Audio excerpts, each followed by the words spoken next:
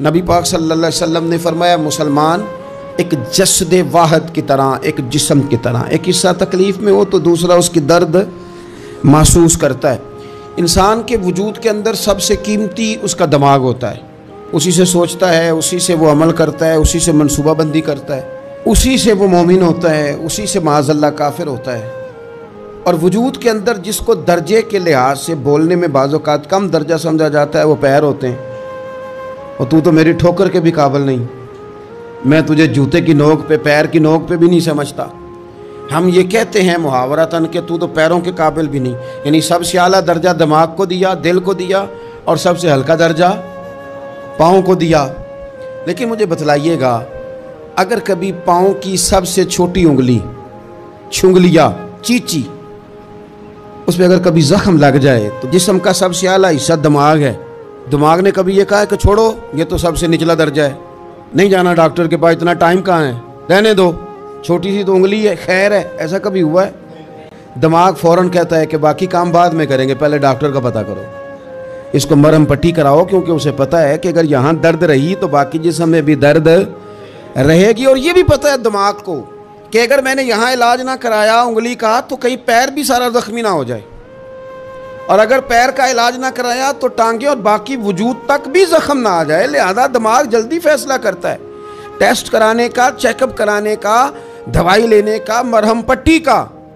اور میرے بھائی مسلمان ایک وجود کی طرح ہے۔ یہ تو ہو سکتا ہے کچھ مسلمان ملک غریب ہوں اور کچھ کے پاس تیل کے کنویں ہوں، کچھ کے پاس سونے کے پہاڑ ہوں، یہ تو ہو سکتا ہے کہ بعض اوقات یہ وہ سمجھ لیں کہ ہم اعلیٰ درجے کے ہیں، لیکن یہ یاد رکھیں اگر ایک جسم کی طرح ہیں، سوچتے ہیں اور ہیں، کیونکہ نبی پاک نے فرمایا ہے، اگر اس طرح سوچتے ہیں پھر میرا خیال ہے کہ جس طرح تیل کے کنویں والے کو اپنی درد ہوتی ہے نا، سونے کے پہاڑوں والے ملک کو جس طرح اپنی درد ہوتی ہے نا، اس طرح اسے کسی کو بھیکارت کی نظر سے دیکھنا نہیں چاہیے، چونکہ جسد واحد ہے۔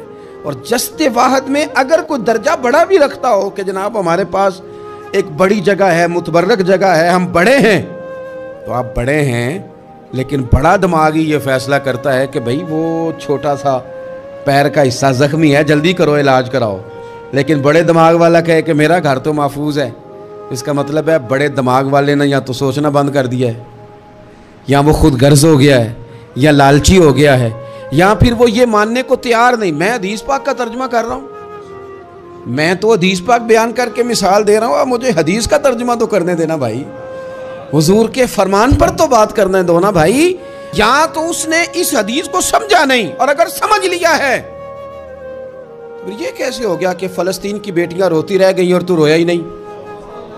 اگر تو جسد واحد تھا تو جس طرح تیری بیٹی روئے تو روتا ہے، اس طرح تجھے فلسطین کی بیٹی کے رونے پر بھی رونا چاہیے تھا، پھر تجھے فلسطین کی بہن کے رونے پر بھی رونا چاہیے تھا۔ یہ کیا بات ہوئی؟ ہم نے نا کسی کو چھوٹا سمجھا، کسی کو حقیر سمجھا، اور بھئی یہ تیرا خیال ہے کہ فلانا فلاں ہے اور فلانا فلاں ہے۔ اقبال کہتے ہیں اپنی ملت پر قیاس اقوام مغرب سے نہ کر، خاص ہے ترکیب میں قوم رسول ہاشمی، تو نبی پاک کی قوم ہے۔ بحثیت مسلمان سوچے مسلمان۔ کسی نے پوچھا تھا حضرت سلمان فارسی سے نام کیا ہے، فرمانے لگے میرا نام اسلام ہے۔ آپ کے والد کا نام فرمایا اسلام، کا دادا کا نام اسلام۔ آپ فرمانے لگے تو کتنے کو سوال پوچھے گا، میں کتنے کو جواب دوں گا؟ سلمان کا ہر چیز ہی محمد مصطفیٰ کا دین ہے، میرا سارا کچھ میرے نبی پاک کا دین ہے، شروع بھی یہی ہے، اختتام بھی یہی ہے، یہی میرا سارا کچھ ہے۔ داستان حسن جب پھیلی تو لامحدود تھی، اور جب سمٹی ہے تو آقا بس تیرا نام ہو کے رہ گئی۔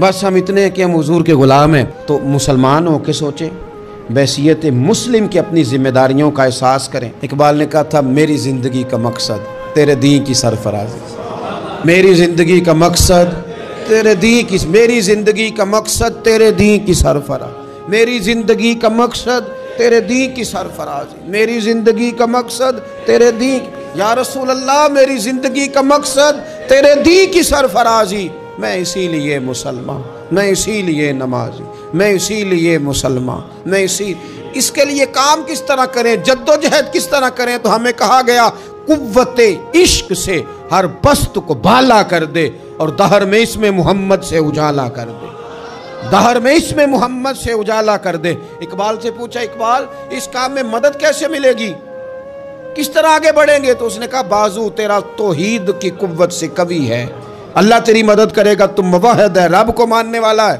بازو تیرا توحید کی قوت سے قوی ہے، اسلام تیرا دیس ہے، کیونکہ تو مصطفی ہے، تو مصطفیٰ کریم کا ماننے والا ہے، تیری مدد ہوگی ہر میدان۔